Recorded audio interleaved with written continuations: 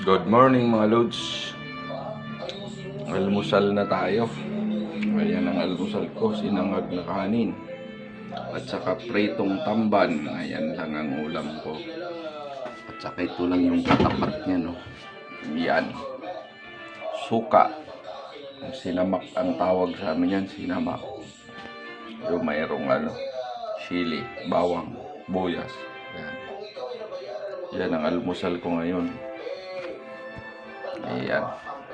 Salamatan na lang natin ito sa Panginoon.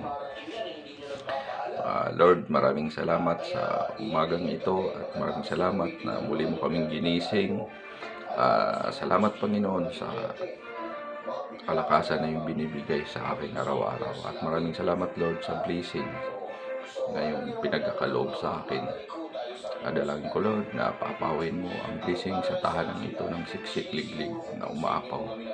Maraming salamat Panginoon muli. Itong ating dalangin sa pangalan ni Kristo Jesus. Amen. Kainan na mga lodi.